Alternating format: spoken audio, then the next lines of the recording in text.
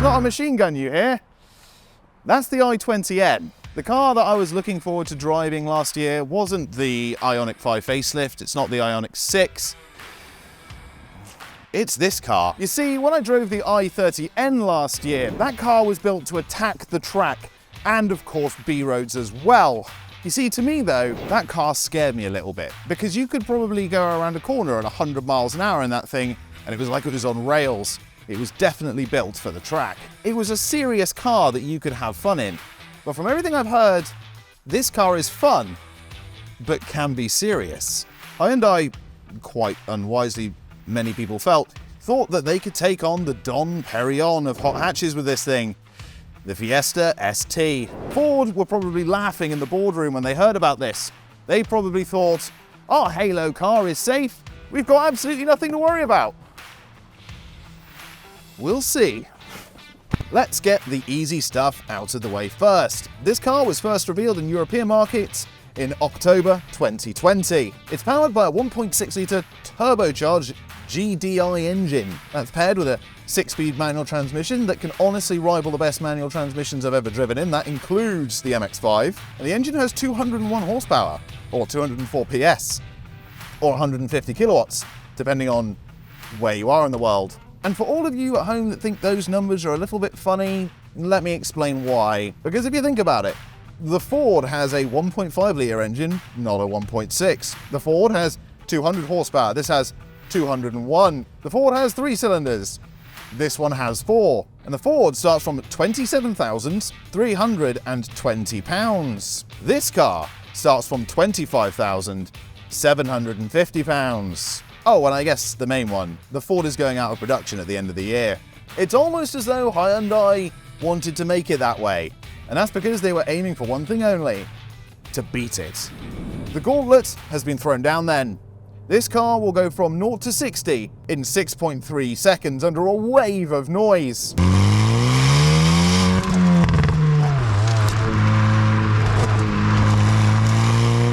Like a machine gun being underslung from the bottom of the car. And the curb weight of the car is only 1,190 kilograms and a gross of 1,650. Has a top speed of 143 miles an hour and a 0 to 60 braking distance of just 33 meters, which we'll try out now. But I guess that's not surprising at all when you know the weight and then see these attached to it. The one place that this car falls short is its specifications, because there's only one. Because one's all you need. And there are 6 colors to choose from, but there's only one you need to pick, I think. There is one accessory option, and that is the premium Bose sound package. On most cars, this upgrade will set you back $1,000, $1,500, $2,000. I'll throw the most expensive one I could find on screen right now.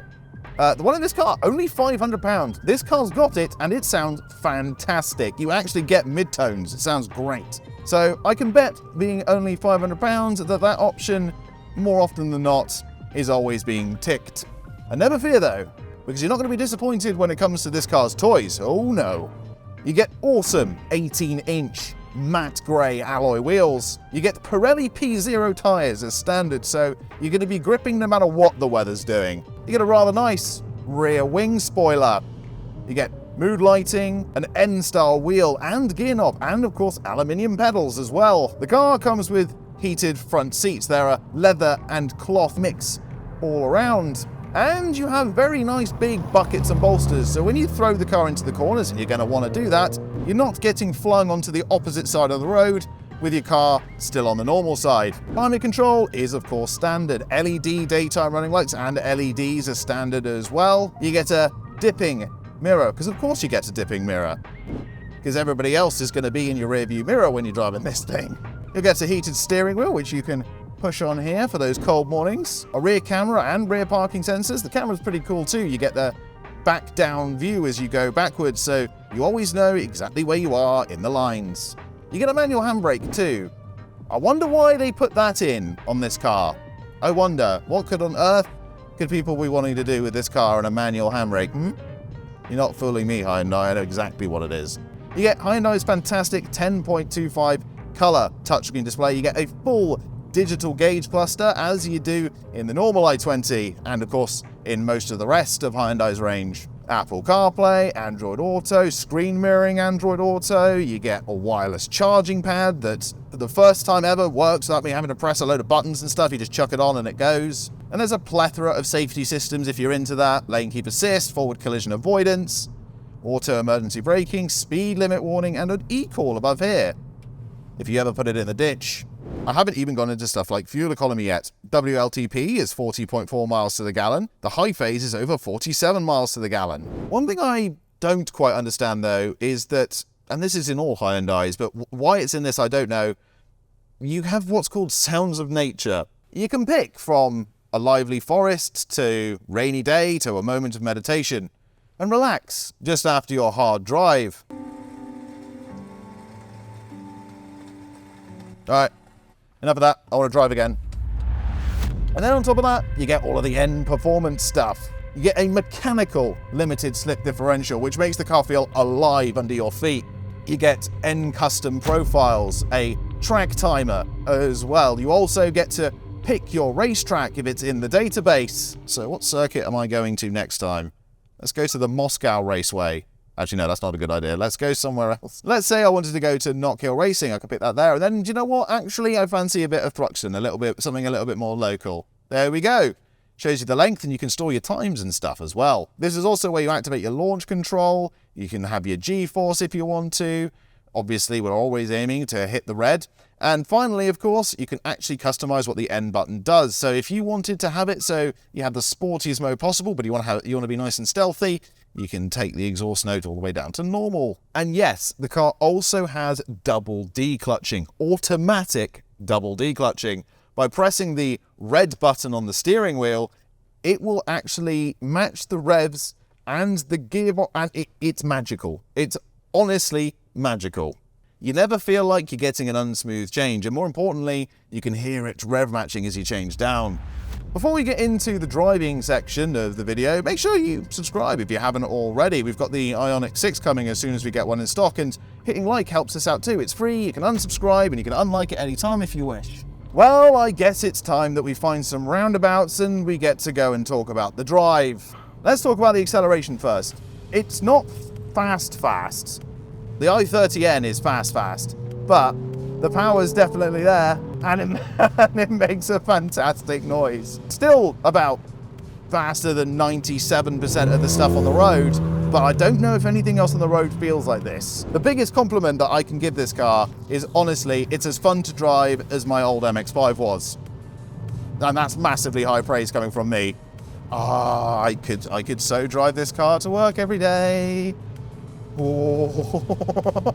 It's easy to get blindsided by the acceleration, the punch in the back and the noises, but where this car truly feels magnificent is when you hit those bends. Honestly, as you turn in and you come around the corner, it grips. And a little bit of slip from that mechanical diff at the end. So it's safe, but still feels exciting. Are you okay, cameraman? When I drove the i30n last year, honestly, it felt like it wanted you to drive it fast all the time. It wanted to poke you in the back and go, yes, go on, you can go fast on this road. Please, go fast, do it now. I'm not here to murder you, but I want you to go fast. And while that's fantastic in its own way, it is nice sometimes when the car calms down a little bit. And that's what you get with this. It's fun when you want it to be, and then serious when you want it to be. And all for around 25 grand. All for around 25 grand. We've got another corner here. I'm doing it. I don't even care. Oh my God, this car is fantastic. Feel like pull out a line? That was the limited slip diff. Wow. Correcting me. Wow. I am in love. Wow. You're all right there. The gearbox feels buttery smooth. It's a dry single plate clutch, but it also feels like, honestly, it could probably handle another 80, 90, 100 horsepower and still be absolutely fine. It feels mechanical and like you're part of the machine. You'll probably forget as you're driving around that you may have some shopping in the boot, because of course this is quite a practical car as well. So that shopping may be thrown around quite a bit, but don't worry, because the boot is big enough. When all your shopping is destroyed, you can simply go back to the Tesco and buy some more to fit in. With the seats down, you'll be getting a 1,165 litre boot. A rather decent amount if you want your luggage to feel the same excitement that you do when you drive. The i20n I do truly believe is going to be a future classic. It is an absolutely fantastic car, and I'm afraid to say that I kind of want one.